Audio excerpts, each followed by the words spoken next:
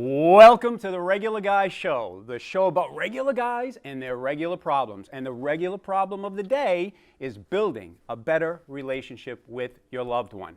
And by the way, just to think about it, what is your love language? And basically, a love language is anything you can say or do to make the other person in your relationship feel like they are number one, the most important person in the world, etc., etc. And with that, today we have back on the show Courtney Petter, a licensed psychologist and therapist, and Courtney's going to be conducting an on-air counseling session with yours truly and my lovely wife, Sandra. So, yo, Adrian, you better get ready for bring the bell, okay? You got your boxing gloves, I got nice and tight, come on, come on. Welcome back to the show, Courtney. Thanks for being back, and thank you for being on the show, wifey. But before we get into the brawling, we have to ask the question that we always like to ask on the Regular Guy Show, which is, what would Scripture say in the Bible about building a better relationship with your significant other? Now, historically, there are many examples of great enduring marriages in the Bible. And I can think of a couple that come to mind. Jacob and Rachel, Ruth and Boaz, of course, Abraham and Sarah, and most importantly, Joseph and Mary. So with that, we always go to our Bible expert, our guru, if you will, Mr. Rick Annunziata, for some of the answers. So Rick, please impart your wisdom. All right, Dom, I'm going to go in a different direction for you today. Okay. In Luke's gospel, we find Jesus speaking to a large group of people. And because they were an agrarian society, he speaks to them about farming techniques, in particular sowing seed, as a spiritual metaphor for growth. And so he begins and he tells them a story. He says a farmer went out to sow seed, and some of the seed fell upon hardened soil. And because the seed didn't come in contact with the soil, it didn't germinate and produce any fruit. Some of the seed fell upon rocky soil, and the seed, because it didn't come in contact with any of the ground, it didn't nurture, it didn't develop, and so the seed quickly died. Some of the seed fell upon thorny bushes, and because the thorns crowded out the seed, it didn't produce any fruit. But Jesus said some of the seed fell upon good soil, and it produced fruit. So what does that mean, and how does that relate to our topic of relationship today? Jesus was, of course, talking about something much deeper than planting crops. He was talking about relationship building with God. And he did that by means of association. He associated the soil in the story with our own hearts, and the agricultural seed with the seed of faith. And Jesus is saying that if our hearts are undisciplined, hardened, distracted, they're much like that inferior soil, that rocky soil, that thorny soil, and that hardened soil. And that our hearts need to be properly conditioned. We have to have good environments for seed to mature and to germinate in our lives. Good relationships don't just happen. We have to cultivate, we have to persevere, we have to provide the proper nutrients, conditions for these seeds to develop. And that's why I often say in the show that I spend time in prayer and I read Scripture, because I want to develop that relationship with God, and I want to put myself, my heart, in the proper condition for growth. And so agricultural seed, just like regular seed, needs certain conditions to develop. And that's true of our relationships, because seed in its varied form is very, very easy to destroy. Right. Absolutely. I'm glad you brought that up, because Courtney, on your end, as a professional therapist, you come across a lot of different couples with a lot of different issues, and I'm sure being in the secular world as a therapist, you don't introduce a lot of scripture or religious aspect into the conversations. You probably see couples that do observe religion, right? But what kinds of issues do you specifically come across more than others when you're counseling couples? So I think there are four main hot topics that people come in with to me. Believe it or not, the first one would be chores. That's what most people complain about and argue about. Then we would have money. Then we would have intimacy, and then parenting. But my belief, and this is just mine, I don't know statistically, is that if you are adept at managing chores in your home, that's pretty much a good precursor for having a good relationship, because it shows problem solving and compromise. You know what?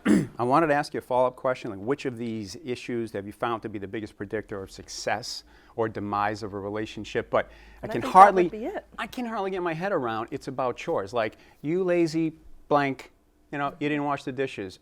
I want a divorce. What? And can you believe people come in, and this is a lot what we talk about, is ways to manage that, to show how are we balancing, how are we compromising. And it's small, but it really isn't. It's a bigger issue than it seems. It is. I can't believe it. But are there any, any advice or any books that you found to be the biggest predictor of success? And basically, how are they helpful to these couples that they could then take home with them? I know in my case, or in anybody's case, when you hear something, suppose you just take yourself back to college, you read about something, you hear the lecture in school, you walk out, half of it you forget before you get to your car, and the rest of it you forget before you get home. So what other things can people do, guys and gals, regular guys and gals, to basically remember or ingrain some of that advice you give them in a counseling session? So there are 3 main books that I've come across that I often suggest to clients. And the first one would be, the name is rather silly, but it makes sense when you're reading it. It's called How to Avoid Falling in Love with a Jerk by John Van Epp. And this book is written by a therapist. 10 years it took him to write it, looking at all his couples, and he did a lot of research. And this book is great for people who are beginning to date somebody, to kind of get a handle a bit on whether or not they're a jerk. Exactly. Okay, I got it. It's also great though for couples because it helps you kind of see if you're in balance with certain things. Yeah. There's a graph that he has on there that's pretty important to his research, and there are 5 main aspects he views that are important for a relationship. And what they are would be knowing a person, trusting, relying upon, committing to, and then touch he has on there. So it's set up like an equalizer, a stereo equalizer, and basically the bars should be pretty level across. Right. But if you have a bar higher than the other, it shows the relationship's it's a skewed relationship.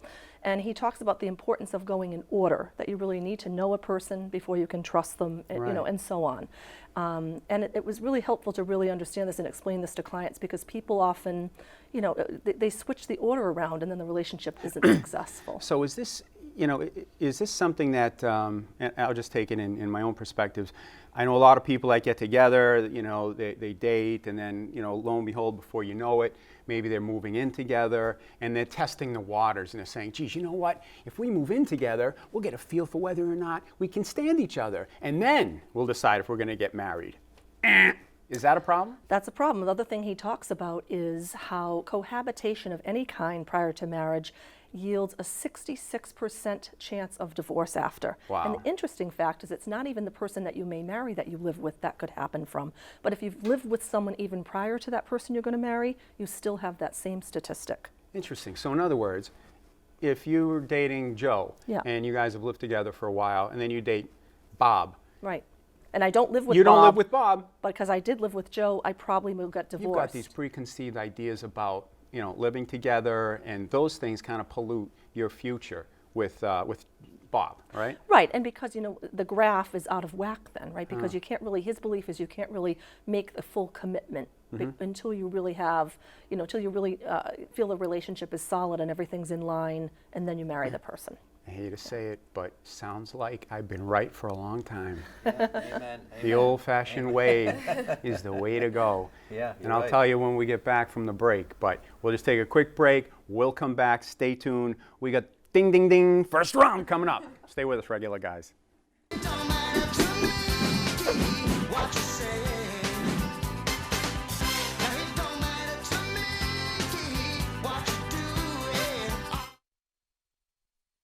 Welcome to Dorico's Meat Market, where fresh and natural ingredients are our specialty. We have the most diverse collection of fresh meats and made-to-order sandwiches that Massachusetts has to offer. Steaks, chicken, pork, homemade sausages, and fresh sliced cold cuts. Newly picked natural vegetables. We got it all. Our vast collection even comes marinated and ready to be fired up for dinner. And who could forget about Dorico's famous meat packages that will save you cash and feed your family for the entire week? There's nothing missing from our collection. What's missing from your table? Join me on the Hank Stoltz Experience. People are always asking me, what is the experience? Well, that's the beauty of it. It's everything that has to do with Central Massachusetts. From the politics of the region to the great events that are going on each and every weekend or every night right here in Central Mass. You don't want to miss a single moment as I discuss exciting new topics with a variety of different guests on each show. The action never stops on the Hank Stoltz Experience, only on Charter TV 3.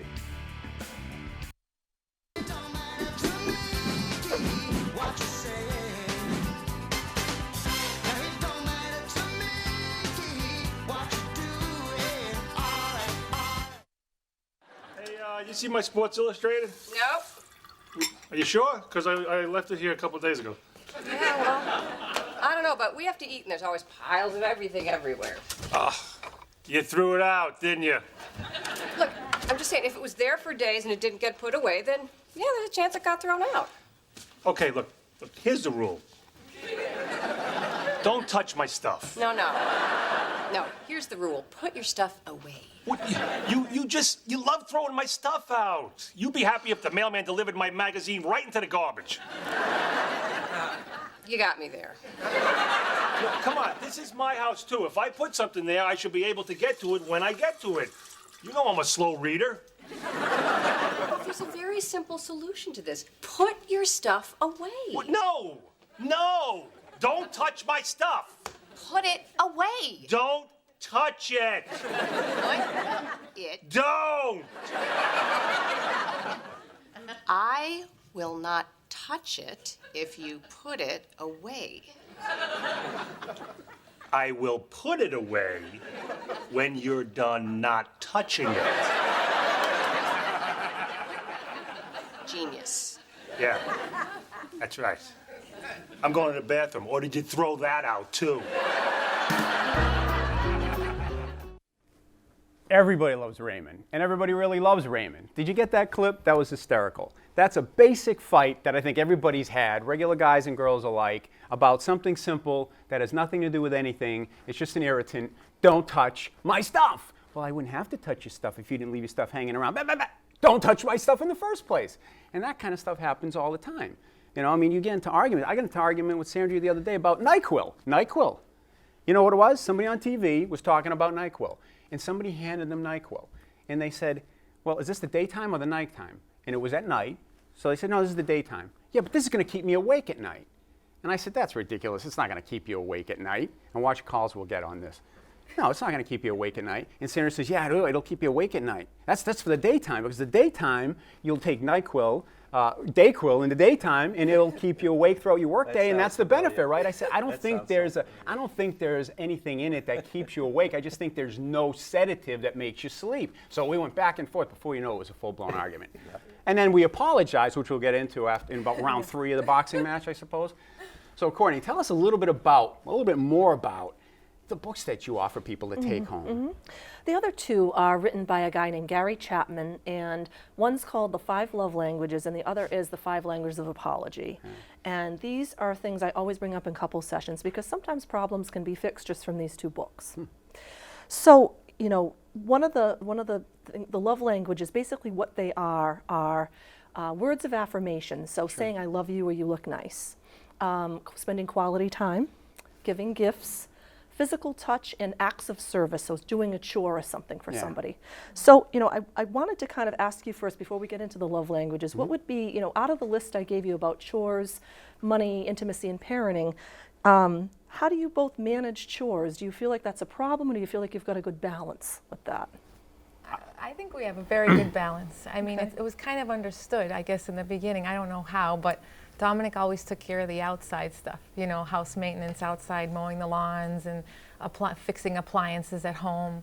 But the things that I do, like maybe I take the dog out more often, on a Saturday, Dominic will kind of chime in and say, you know, you sleep in and I'll take care of that. So we kind of, you know, or just that kind of help. Yeah, she'll vacuum, she'll take care of the cleaning. You know, I'll take care of the snow removal and all. It just kind of happens. I don't know. It's just kind of a very fortunate situation that we're in. We didn't really plan it out and write anything down. It just kind of fell into place like that. You know, I notice sometimes if I'm cutting the lawn, if I turn the lawnmower off, I'll hear the central vac going, and I'll go, well, she must be vacuuming the house. I think she probably sees me doing something. She says, well, she's outside doing something. I'll get this done while he's doing that, and it works. It works pretty well.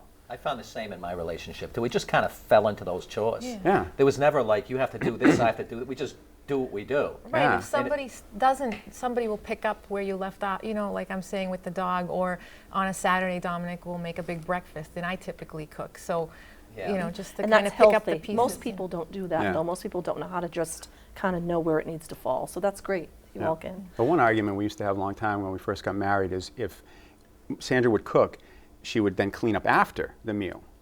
Whereas I always clean up as I go, and I'm not a chef or anything, but like my father used to cook, and he would make everything, sauce and everything, and it would be cleaned up, the food would hit the table, and there would be nothing to do in the kitchen. So that was kind of how I grew up, just cleaning as I go. And I could never, ever get used to looking over at the counter, and she would go, stop looking over there. And I'd go, stop looking over there. Yeah, I can't relax if there's something. But now we kind of, she's very nice. She just does it to shut me up, I suppose. She cleans up a little bit as we go, so I don't have nothing to say. Yes, Anyway. I cook with chaos. You do? And my wife cooks very neat. But she always laughs at me when I'm cooking and just minds her own business and lets me do my thing. All right. But I do clean up after. Yeah. Yeah. So I'd like to kind of see the love languages for both of you. So I'll say them again. So it's acts of service, words of affirmation, giving gifts, physical touch, and quality time. What, Sandra, would you say is your love language? Meaning, out of that list, what would be the main thing you'd want him to do to show he cares? And does he do it? Right, the things that he does do, he'll send me texts during the day, text messages. So words of affirmation. Right, he will send sentimental pictures. Now and then he'll stop and pick up a card that means something to us, and we have our own kind of secret language that we use with each other. Okay. And every day we start the day with prayer, and we end the day with prayer too. So that's an important piece as well, tying in with God, keeping that in our relationship to strengthen our relationship and keep us together and keep us a family unit, a solid unit. So he's meeting your love language, Yes, then what you need. yes. Great. And then, Great. on Saturday mornings, he says, let's make it a point to watch TV together and have a coffee together, because during the week it's a little rushed. We're going to work. Our son's going to school. So some quality time. Yeah. Good. Yep. Okay. I don't really What tell would it, you but I say? think throughout the day I'm just so busy at work, and I can't stand being so busy. Sometimes I hate my job so much, I just can't wait to get home. And that's why I send her little messages. When we get home, we'll watch it. That kind of, no, it's not really it. And what would you say your love language is that you would like her to do to show you she cares? She's really good at, the minute I get home, she doesn't hit me with a lot of important things like, can we do this? Can you do that? Can you check this? Is this bill right? Or is this, I got this in the mail today. She lets me relax. Matter of fact, she tells me to relax. If I come home, I usually wash up, I say hello to everybody, meaning our son Fabio, Larry the dog, Leo the cat, and my wife, not in that order, but I always say hello, usually to her first. And she'll say, just go get cleaned up, relax, just relax. I'll bring you a little something to eat. She gives me a little something, a little appetizer, a little something to eat, maybe a little glass of wine once in a great while if I feel like it. And she just let me relax. And I think that is so great, because I really need to relax. And I feel like I'm in my home, Yeah. And that is like 90% with me. I mean, there's other things she does too, where she'll check in with me. She'll text me in the daytime, say hello, how you doing, send me these little cute pictures, these little cute faces she makes. If I see a cow on the side of the road or something like that, I'll take a picture and send it to her, because she loves cows and leopards too. You can tell by this, right? So anything. We're just thinking of each other, I think. That's great. Yeah, it's great. It's really great. She always has this funny attitude. She always has upbeat, funny. She imitates the hell out of me, which I think is hysterical. She'll have conversations with herself and do my voice, asking me a question with my answer coming in, doing the voice. And then she'll do her voice, and she'll do my voice, and it's really funny. I laugh at her laughing. It's really something that I appreciate, and I've grown to like more and more. I hope it never goes away. Never goes away. Awesome. Great. Now, the other book is called The 5 Languages of Apology. Yeah. And in this one, he talks about how we all have a way that we'd like someone to apologize when they've done something wrong. Now, some people just might want a simple, I'm really sorry. Some people might want, I'm so sorry, what can I do to make it better for you? And I think if you can do the one that really jives with you, it feels more genuine. We'll have to get right back to that in 2 minutes. Stay right with us. We'll be right back. Apology? Never. No, we always.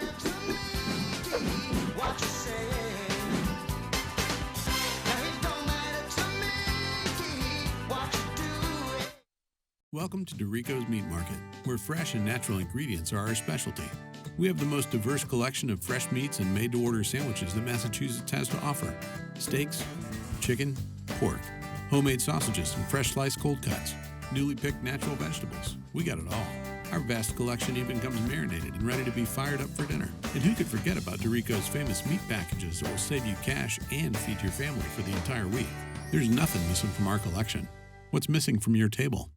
Andy was signed in 2000. Strong announcing voice, good work ethic, and we throw a live hit at him every now and again, but he and the front office know who the real franchise sports anchor is around here. That's good. Are you sure? I try to be a mentor to him, show him the ropes, help him develop. Should it be this high? But every now and then, I need to think about job security. Academy 82. Moving on. General Tso's chicken and Szechuan orange flavored. What happened to my script? Kid certainly has a bright future here. Did he mention I'm also the news director?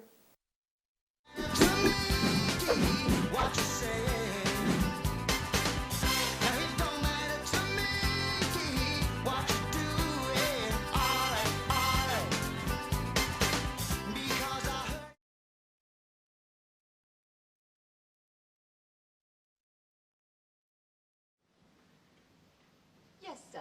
I'd like to have an argument, please. Certainly, sir. Have you been here before? No, this is my first time. I see. Do you want to have the full argument, or were you thinking of taking a course?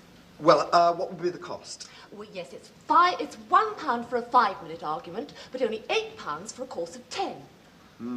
Well, I think it's probably best if I start with the one and see how it goes from there, okay? Fine. I'll see who's free at the moment. Mr. Dubake is free, but he's a little bit conciliatory. Yes, sir. Try Mr. Barnard, room 12. Thank you. Come in. Is this the right room for an argument? I've told you once. No, you haven't. Yes, I have. When? Just now. No, you didn't. Yes, I did. Didn't. I did. Didn't. I'm telling you I did. You did not. Oh, I'm sorry. Is this a 5-minute argument or the full half hour? Oh, just the 5-minute one. Fine. Thank you. Anyway, I did. You most certainly did not. Now, let's get one thing quite clear. I most definitely told you. You did not. Yes, I did. You did not. Yes, I did. Didn't. Yes, I did. Didn't. Yes, I did. No, this isn't an argument. Yes, it is. No, it isn't. It's just contradiction. No, it isn't. Yes, it is. It is not. It is. You just contradicted me. No, I didn't. Oh, you did. No. You did just then. No, nonsense. Oh, look, this is futile. No, it isn't. I came here for a good argument. No, you didn't. You came here for an argument. Well, an argument's not the same as contradiction. Can be. No, it can't. An argument's a connected series of statements to establish a definite proposition. No, it isn't. Yes, it is. It isn't just contradiction. Look, if I argue with you, I must take up a contrary position. But it isn't just saying no, it isn't. Yes, it is. No, it isn't. Argument's an intellectual process. Contradiction is just the automatic gainsaying of anything the other person says. No, it isn't. Yes, it is. Not at all. No, look. Thank you. Morning. Ah, the classic Monty Python, John Cleese. Is there anybody funnier? Maybe, maybe not. But guess what? Who walks into an office and says, right, I'm here for an argument, yes, okay. And then they have an argument, he selects one, they go in and have a big argument, the bell rings, done, thank you, and they leave. It's hysterical. It's about definitions of an argument, rules of an argument. Who puts rules to an argument? We have to have rules first? No, not really. We get heated and passionate, and we have an argument, and that's the end of the thing. It just keeps going or it doesn't. So with that, is there anything, boundaries, anything at all you could say about maybe setting a little bit of a parameter or rules or something like that when people argue? Yeah, so I'll get into explaining how to kind of do some fair fighting and then kind of check on your apology, okay? All right. So I think the first thing about an argument is to be aware of your anger level. So I view that everybody has a feeling in their body when they get mad where it sits. My anger is here. When I'm mad, I feel it here, and I visualize a thermometer rising. And if the thermometer gets too high, that's when our adrenaline is high, and then we'll say things we shouldn't say and we get really angry. Yeah. If you can recognize where you feel it in your body first, and then be able to say to yourself, wait a minute, I'm really getting mad. Let me take a few minutes and calm down. That's the key. Okay. And also, you know, there's a couple techniques I tell couples to do. One is called a cue word. So I have one couple that uses watermelon. So for example, let's say you're sitting there, you're starting to talk about the NyQuil. You feel that mercury rising wherever it is in your body.